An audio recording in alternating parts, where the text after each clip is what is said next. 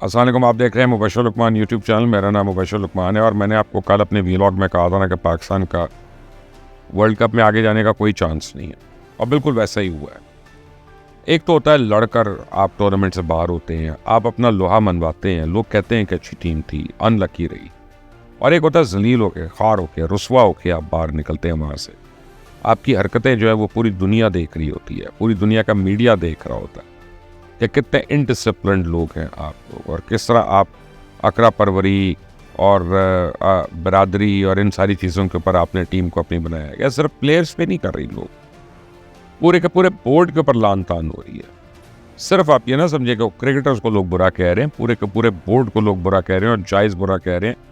ख़ास तौर पे मोहसिन नकवी को तो बहुत ज़्यादा लोग लान तान कर रहे हैं। और मोहसिन नकवी को लोग कह रहे हैं कि जब बाबर आजम को 2 महीने पहले कप्तानी से हटाया था, उसकी बुरी कप्तानी की वजह से हटाया था, पिछले 5 साल में उसने कौन से जौहर दिखाए थे, और मोहसिन नकवी ने उसको वहाँ पे ला कर दोबारा बना दिया। तो दोबारा जो टीम के अंदर एक सियासत जो थी दब रही थी, वो भरपूर तरीके से बाहर निकली, और उस सियासत जो थी वो इस पूरी टीम को निकल के रख दिया। अब सिलेक्शन कमेटी के ऊपर बड़े सीरियस सवालात उठ रहे हैं। आप देखें वहाब रियाज ने जो इस टीम का बेड़ागर किया वो किसी से ढका छुपा नहीं है। जो अजहर महमूद और चमक चल्लो ने करने की कोशिश की, वो भी सबको पता है। और उससे पहले ये इंजमामुल हक ने भी यही किया था। वो साया कॉरपोरेशन लेके आया था, ये चमक चल्लो की एक और कॉरपोरेशन थी। आज जो हम देख रहे हैं सब उन्हीं बातों का नतीजा है ना। अब एक पूरी कैंपेन शुरू हो चुकी है कि सारे का सारा मलबा जो है ना वो 1 या 2 या 4-5 लोगों पर डाल दिया जाए और ये सब के सब बाकी सब बच जाए। ये बिल्कुल वही बात है कि जब मैच फिक्सिंग की बात हुई थी तो 11 लोग इन्वॉल्व थे। जस्टिस कयूम की रिपोर्ट भी यही कहती है। एक सलीम मलिक को उसमें रगड़ा मार गया और बाकी सारे 10 लोगों को बचा लिया गया। हालांकि अगर सलीम मलिक को उड़ाना था तो उन 11 लोगों को उड़ाना चाहिए था, वरना पे सलीम मलिक को भी उड़ाना गलत बात थी। और ये आज सब मानते हैं और सबके मुंह पे है, सबके दिल में है, सबको पता है कि कौन कौन बुकियों का रिश्तेदार है, कौन कौन मैच फिक्सर है, कौन कौन काले मुंह वाला है जिसने इस मुल्क को बेचा, बार बार बेचा। मुझे बाबर से कोई हमदर्दी नहीं है और मैं उसके करतूत तो बड़ी अच्छी तरह जानता। इनमें से एक को भी नहीं बचना चाहिए ना, सिर्फ बाबर को नहीं जाना चाहिए। बाबर तो जाए, बिल्कुल जाए एज ए कैप्टन, लेकिन यह कि बचना फिर किसी को भी नहीं चाहिए। मैं तो कहता हूँ चेयरमैन पीसीबी से शुरू और वहां से नीचे तक सबको फ्राई करे, सब जिम्मेदार हैं।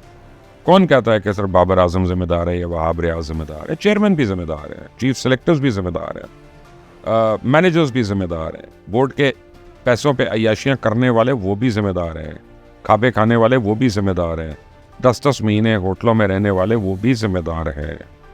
और मैं कोई फ़र्क नहीं पड़ता, आप सारी टीम को फारिग कर दें, नई टीम बना दें, क्या हो जाएगा? हारेंगे आप मैच, हार जाए। आप तो अभी भी हार रहे हैं, अभी तो आप जलील होकर आ रहे हैं। कम से कम वो लड़ेगी टीम। पाकिस्तान की कोई आप अच्छे क्लब की टीम ही डाल दें यहाँ पे, वो इनसे बेहतर परफॉर्म करेगी। कम से कम आप यंग लड़के डालते हैं, वो चलें 1 साल 2 साल बेचारे मार खाते रहेंगे, लेकिन उसके बाद वो फिर एक टीम बन के उभरेंगे और फिर वो दुनिया में अपना लोहा मनवा सकते हैं। इतने ऐसे टैलेंटेड बच्चे हैं पाकिस्तान में।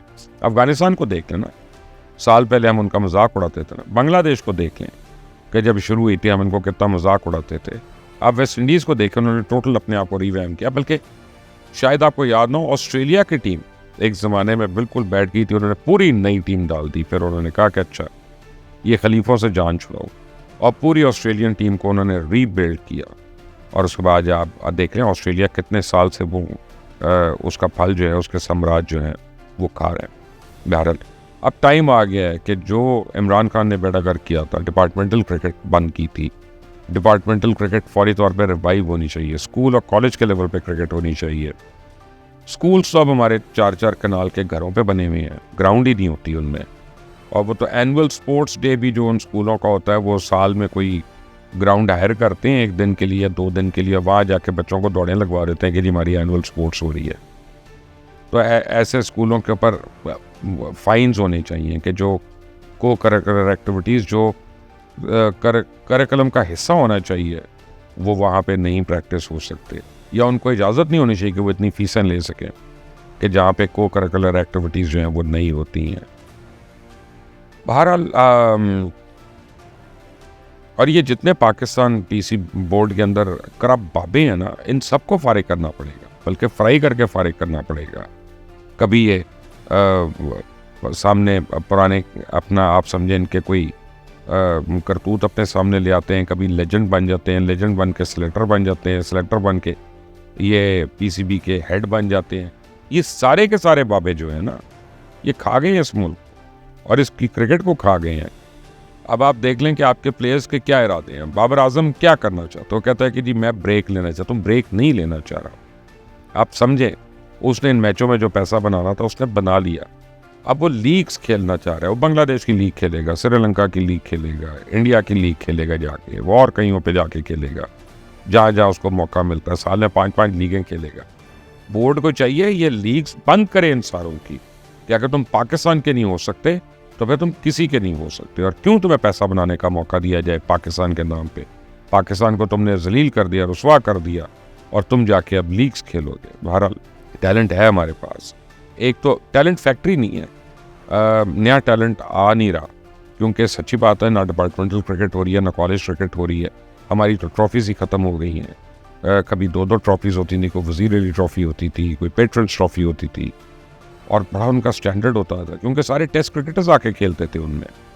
और फर्स्ट क्लास क्रिकेटर्स जो थे वो किसी तरह कम नहीं होते थे हमारे टेस्ट क्रिकेटर से। उनको हर वक्त स्ट्रगल करना पड़ता था अपनी पोजीशन बनाने के लिए। बेंच स्ट्रांग होना चाहिए पाकिस्तान का। जब लोगों को पता हो कि मेरे वेट कर रहा है बेंच पे, ये 3 लड़के वेट कर रहे हैं, बैट्समैन या बॉलर या कीपर, और उनको पता है कि एक मैच का इसको चांस मिल गया, इसने आके 50 मार देना, 100 मार देना, अपनी जगह बना लेनी है, मैं बाहर हो जाऊंगा, तो वो अपनी विकेट पे कीमत रखेगा, उसको प्रोटेक्ट करेगा, उसको गार्ड करेगा, वो अपनी बॉलिंग की हुर्मत को समझेगा।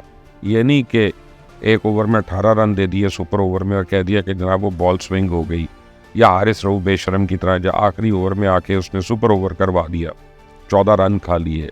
ऐसे बेशर्मों की कोई गुंजाइश नहीं होनी चाहिए। हर बॉल का हिसाब होना चाहिए, हर विकेट का हिसाब होना चाहिए कि नॉन क्रिकेटिंग शॉट्स मार के तुम आउट हो रहे हो इंडिया के आगे। यानी एक होता है कि बहुत अच्छी बॉल आई है, और जैसे आप देखें, याद करें, एक दफ़ा इमरान खान ने गंडाबा विश्वनाथ को एक बॉल कराई, बिल्कुल ऑफ स्टंप के बाहर थी, उसने यूं छोड़ी है बॉल और पूरी दुनिया ने देखा यूं बॉल अंदर आई और उसकी विकेटों को उड़ा के निकल गई है। उसमें आप विश्वनाथ को बुरा नहीं कह सकते। वो इमरान खान की गेंद बड़ी सुपीरियर थी, वो बॉल की बहुत बड़ी इन स्विंगर थी जिसने आके उसको उड़ा लिया। या सलीम अल्ताफ़ की जो उसने एज पकड़ी गावस्कर की और उसको जो उसने लेग कटर पे अपने निकाल दिया बाहर पकड़ के, वो गेंदें बहुत अच्छी थी। उस पर आप बैट्समैन को कोई बुरा नहीं कहते। लेकिन बाबर आजम यूं करके खेल रहा है, या रिजवान क्रॉस बैट मार रहा है बुमराह को, वो भी, या अपना फ़खर आगे आ रहा है और फिर वो बॉल को पीछे मारने की कोशिश कर रहा है और कहाँ पे दे रहा है। ये सारी नॉन क्रिकेटिंग शॉट्स हैं। जो अपनी क्रीज में नहीं खेल सकता वो क्रिकेट ही नहीं खेल सकता। इन लोगों का हिसाब होना चाहिए। बहरहाल मेरिट को फॉलो करें। जो वाकई अच्छे बच्चे हैं, जो वाकई मेहनती बच्चे हैं, जो वाकई टैलेंटेड बच्चे हैं, उनको मौका दें। चाहे वो हमारे रिश्तेदार नहीं हैं, चाहे वो अजीज़ नहीं है, चाहे हमें वो अच्छे लगते हैं नहीं अच्छे लगते, हम ना करें। और प्लीज़ कुछ बातों को समझ लें। या तो अपने क्रिकेटर्स को पढ़ाएं, और अगर आप उनको नहीं पढ़ा सकते तो फिर अपना एक इंटरप्रेटर साथ भेज दिया। जहाँ 15 लोग भेज रहे हैं वहाँ फिर एक 16वां भेज दें कि हर पोस्ट मैच जो उसकी प्रेस कॉन्फ्रेंस है वो उर्दू में बात करे, कोई प्रॉब्लम नहीं है। चाइना का प्रीमियर जो है उर्दू में अपनी ज़ुबान में बात करता है, जर्मनी वाले, फ्रांस वाले, जापान वाले, ये रशियंस, ये अपनी अपनी ज़ुबान में बात करते हैं, कोई इनका मजाक नहीं उड़ाता। इंटरप्रेटर जो है वो इंटरप्रेट करके बताइए उसने क्या कहा। हम उनकी गेम की वजह से फोकस में रहना चाहिए, उनकी अंग्रेज़ी की वजह से नहीं उनका मजाक होना चाहिए। बहरहाल अगर आप मेरिट को फॉलो कर लें तो मैं आपको बता रहा हूँ पाकिस्तान को कोई नहीं हरा सकता। नियतों का मसला है। नियतें अगर हम करने हैं, हमारी अपनी लालच है, हमारी अपनी अनाई है छोटी छोटी। ये पाकिस्तान की क्रिकेट टीम जो है ना, इसकी अगली वाइट बॉल असाइनमेंट जो है वो दौरा है ऑस्ट्रेलिया। 3 T20 के और 3 वनडे मैचेस से पहले बांग्लादेश के खिलाफ 2 और इंग्लैंड के खिलाफ 3 टेस्ट मैचेस की होम सीरीज भी है। तो अब अमेरिका से हार गए, इसका जिम्मेदार कौन है? हारिस रऊफ जिसने आखिरी ओवर में 14 रन खा लिए, मोहम्मद आमिर जिसने सुपर ओवर कराया 18 रन खा लिए, इफ्तिखार अहमद जिसको भारत के खिलाफ मैच में आखिरी ओवर्स में 3 फुल टॉस गेंदें मिली हैं और वो एक को भी डिस्पैच नहीं कर सका, शादाब खान जिससे ना बॉलिंग होती है ना उससे बैटिंग होती है, कहने को वो ऑलराउंडर है और उसको बस वैसे ही रखा हुआ है वहाँ पे, शाहीन अफरीदी जिसके गुज़िश्ता कई बड़े इवेंट्स में बॉलिंग ही नहीं हुई है, फिर भी वो सुपरस्टार है। आज़म खान मुसलसल फ्लॉप हो रहा है, ना सिर्फ टीम में बल्कि कप्तान है। और साइम अयूब जो मुसलसल फ्लॉप है टीम में, इन सब की जिम्मेदार वो सिलेक्शन कमेटी है जो मुसलसल काबे खा के इनको रख रही है। साया कॉर्पोरेशन याद करिएगा, चमक चल्लो कंपनी याद रखिएगा। अगर कप्तान दोस्तों के चक्कर से नहीं निकलेगा तो टीम कैसे बनाएगा? वो एक कहावत है, बोओगे वही काटोगे। तो जो बोया वो काट लिया। अमेरिका और भारत से आसान मैसेज हार गए हम। आप कोई जुगाड़ तो बाकी नहीं है जो आपको आगे ले जाए। आप यानी हर वक्त तो ये नहीं है कि आप इंडिया के ऊपर डाल दें कि जी इंडिया ने कॉन्स्पिरेसी की और ज़्यादा रन खा लिया जी फलां टीम से ताकि पाकिस्तान रन रेट पे आउट हो जाए। भाई तुम खुद सही खेले होते, तुम अपने मैच जीते होते, तो तुम्हें दूसरों के मैचों पे इंतजार करने की ज़रूरत ही नहीं थी। पाकिस्तानी टीम खामखा में जज्बाती हो जाती। भारत में जो वर्ल्ड कप था उसमें टीम की क्या परफॉर्मेंस थी वो याद कर ले, और इन्हीं लोगों की क्या परफॉर्मेंस थी। लेकिन नहीं मानते थे लोग, कहते थे इन्हें मौका दो जी, टूर्नामेंट हो रहा है इस वक्त ये बात ना करो जी, वो देखें आप हमें इस वक्त खेलने दें, ये करें। उल्टे सीधे मशवरे सारे जाके चेयरमैन और इस्टेब्लिशमेंट को देते हैं अपनी अपनी बोर्ड के लोग, और वो उनकी बातों में आ जाते हैं क्योंकि उनको पता तो कुछ है ही नहीं। तजिया निगार और सहाफ़ी शुएब जट जो हैं वो क्या कहते हैं, मैंने लिखा, वो कहते हैं बाबर आजम को कप्तानी की पेशकश नहीं हुई थी, उन्होंने एक शपकून मारा, वहाब रियाज से डील करके कौमी टीम की कप्तानी ले ली। वो कहते हैं टीम में ग्रुपिंग का जिम्मेदार भी बाबर आजम है। बाबर ने कहा मुझे कप्तान बनाएं और शाहीन शाह अफरीदी को घर भेजें, और इसकी वजह यह थी कि उस्मान खान को खिलाना, और इसकी परफॉर्मेंस भी कोई नहीं थी। तो वहाब रियाज ने टीम में शामिल करने की जो गारंटी अमाद वसीम और मोहम्मद आमिर और मजीद लड़कों को दी थी, ये उसी डील का नतीजा था कि बाबर ने कहा अच्छा ठीक है जिसको मर्जी रखना है रख लो, लेकिन फिर कप्तान फिर मैं ही हूँ। तो शाहीन और रिजवान की बजाय किसी और नौजवान को ये जिम्मेदारी अब दे दें, आपकी मेहरबानी होगी। इंडिया ने कितने सीनियर क्रिकेटर्स थे, उन्होंने उस वक्त अपना धोनी को कप्तान बनाया था, फिर बाद में जिस तरह से रोहित शर्मा को उन्होंने बनाया, इवन कोहली को उन्होंने हटा के साइड पे कर दिया था। तो उनकी टीम्स बोल रही हैं वो हारेंगी ज़रूर, लेकिन वो खेल कर हारेंगी, बगैर खेले वो अपना मैच नहीं फेंकेंगे। यही पाकिस्तान को सीखना है, लेकिन कुर्बानी होनी चाहिए, और कुर्बानी बोर्ड में शामिल तमाम लोगों समेत नीचे तक सबकी होनी चाहिए। अगर सिर्फ चंद क्रिकेटर्स की हुई तो फिर आप समझें कि ये वही जस्टिस कयूम वाला केस है कि एक सलीम मलिक को सज़ा मिल गई और असल मुजरिम जो हैं वो बच गए। अपनी राय मुझे इसमें ज़रूर दीजिएगा, अपनी आप कमेंट्स में दीजिएगा। इस चैनल को सब्सक्राइब करें, बेल आइकॉन को प्रेस करें। अंटिल द नेक्स्ट टाइम, अल्लाह हाफिज़।